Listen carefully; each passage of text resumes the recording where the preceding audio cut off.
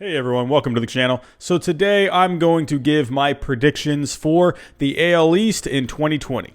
If you are new here today and you're looking for more baseball insight, feel free to subscribe down below. If you like today's video, give me a thumbs up. If not, give me a thumbs down. And please leave a comment at the end. Tell me what you think. To start off, I have the Orioles coming in 5th place. The Orioles are pretty deep into a rebuild right now. They've traded away Jonathan Villar and Dylan Bundy, so I don't see the Orioles doing too much this year. Last year, the Orioles finished 22nd in runs scored, and honestly, I don't see them doing much better than that, and they're probably going to do worse, honestly. In the offseason, all they added was Jose Iglesias, and he's really not known for his bat. Last year, Trey Mancini and Renato Nunez both hit 30 home runs and 90 RBIs, so it will be interesting to see if they can duplicate that again. One guy to keep an eye out for is Austin Hayes. He has a lot of power, he had great numbers in the minors, and he will take over one of those outfield spots coming into 2020. As for the pitching last year, they ranked dead last in team ERA, but I do see the Orioles pitching a little better this year. John Means emerged as their best pitcher last year. He won 12 games, had an ERA under 4. I could see him taking a step forward this year. Also, Alex Cobb is returning from hip surgery. He will definitely give that rotation a boost. But as for the bullpen, it was pretty mediocre last year. I don't see that bullpen getting much better. In the end, while I do think that rotation will be a little better this year, that offense isn't really improved. That bullpen, I don't see much improvement. I see the Orioles finishing with a 59-103 record, which will put them in dead last in the AL East. Coming in at 4th place, I have the Toronto Blue Jays. This team is still technically in a rebuild, but they really accelerated that rebuild this offseason. They signed an ace in Hyun-Jin Ryu, but they also signed Tanner Roark, Chase Anderson, Travis Shaw, and Shun Yamaguchi from Japan. Last year, the offense finished 23rd in runs scored, but I do see that offense getting a little better this year. They got their young core with Vlad Guerrero Jr., Bo Bichette, and Cavan Biggio. I see all three of those guys taking a step forward this year.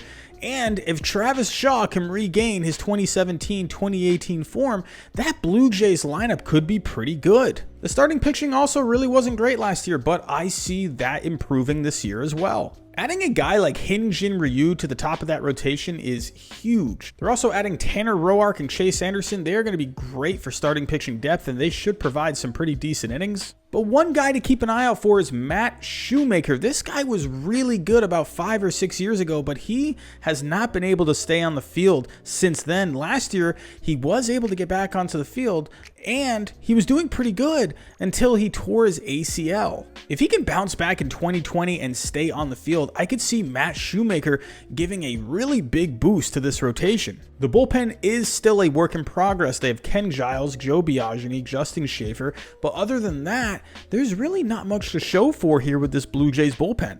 I see the Blue Jays finishing with a 79-83 record, which will get them 4th place in the AL East. Moving on to 3rd place, I have the Tampa Bay Rays. The Rays have won at least 90 games the last 2 seasons, and last year they secured the 2nd wild card spot. They did make a couple of moves this offseason. The big one was they traded away Tommy Pham. He was a really good all-around player for them. In return, they're receiving Hunter Renfroe. He can hit for some power, but he's not very good at getting on base. Another move they made was trading Matthew Liberatore, and in return, they're receiving Jose Martinez and Randy Arozarena.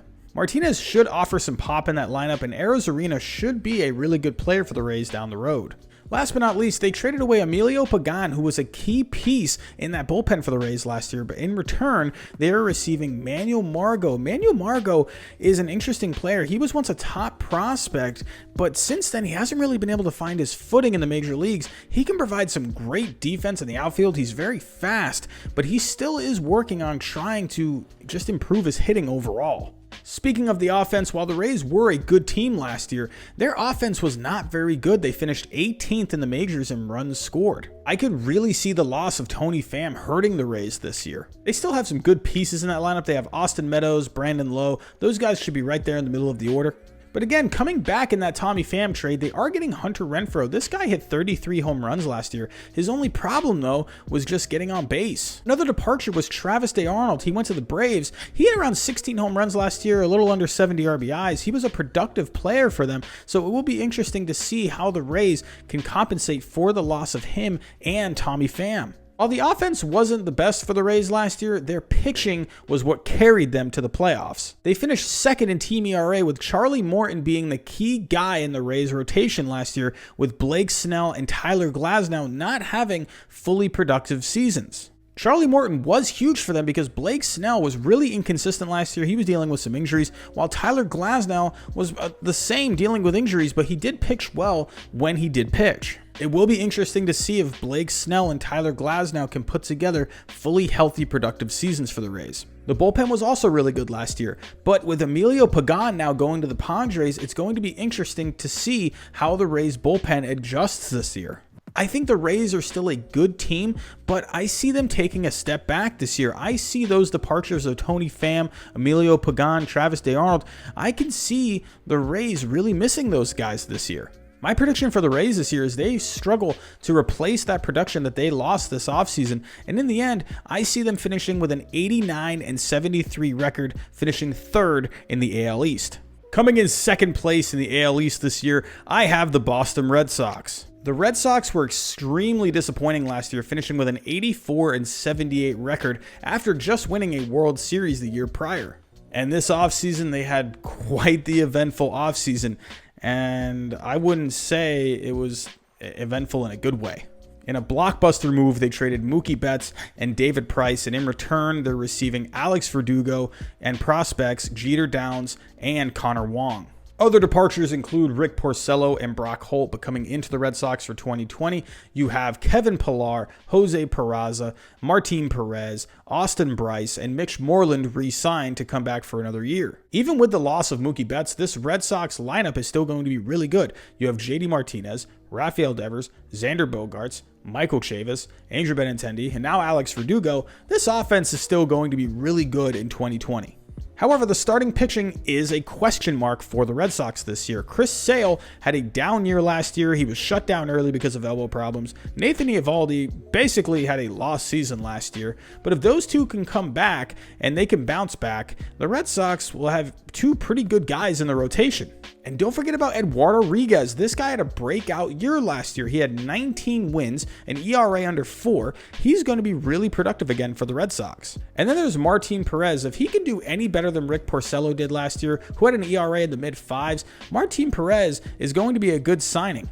And as for the 5th spot in the rotation, the Red Sox are most likely going to go with an opener/bullpen game. This gives the Red Sox more flexibility to pick and choose based on matchups. In the first half of 2019, that bullpen was a huge weakness for the Red Sox. Craig Kimbrell, he ended up not coming back. They had no defined closer. They were blowing saves left and right. But once Brandon Workman became the closer, that bullpen stabilized, everyone had their roles, and that bullpen ended up doing really good in the second half. Heading into 2020, that bullpen is a lot more stable. The guys know their roles. There's some good pieces in that bullpen, and I see the Red Sox having a good bullpen this year. And look out for Darwinzon Hernandez. This guy has really good stuff. He had an ERA in the mid-4s last year, but his FIP was a 2.75, which suggests he was a lot better than his numbers said. I think because Mookie Betts and David Price were traded, everyone is writing this team off. I think that's going to give this team some extra juice. They want to prove people wrong. They want to show that they are a good team, even with trading away Mookie Betts. This team has a lot of talent, and I think they are more than capable enough of securing one of the wild card spots this year. In the end, I see them finishing with a record of 90-72, which will be good enough for second place in the AL East. And coming in first place in the AL East, I have the New York Yankees. The Yankees are clearly the best team in the AL East this year. Even last year with a record amount of injuries, they still won the AL East comfortably. This offseason, the one thing the Yankees needed to do was add a starting pitcher, and they did just that by adding Garrett Cole, the best pitcher on the market this year. Even with the loss of Luis Severino due to Tommy John surgery, they're still going to have a really good rotation this year. Garrett Cole, Masahiro Tanaka, James Paxton's going to come back eventually. Domingo Germán's going to come back eventually. J.A. Happ will provide some okay innings. That rotation is going to be really solid. And as for the offense, look at that offense. They had a record amount of injuries last year, and they still had a good offense. But now they're going to be getting back Giancarlo Stanton, Aaron Judge, hopefully for a full season. But then they still have other guys in that lineup that are still really productive. DJ LeMahieu, Gary Sanchez, Gio Urshela, Miguel Andujar. That's going to be a really good lineup again for the Yankees. And that bullpen is going to be really good again this year. Aroldis Chapman, Zach Britton, Adam Ottavino, Chad Green, they all had really good years last year. They're going to have another good year this year. That bullpen is going to be really good. The Yankees are simply just the most talented team in the AL East this year. Even with a bunch of injuries last year, they still won the AL East comfortably. If they even get half of that production back, they're going to be really good again this year. I see the Yankees finishing with a record of 108-54, which would be way more than good enough for first place in the AL East. But that's just my opinion. Tell me what you think. Who do you think will win the AL East this year? Do you agree with my predictions? Do you have another take? Tell me down below in the comments. Again, if you like today's video, leave me a thumbs up. If not, leave me a thumbs down. And if you are looking for more baseball insight, feel free to subscribe down below. Thanks for watching today. Have a great day, and I'll talk to you next time.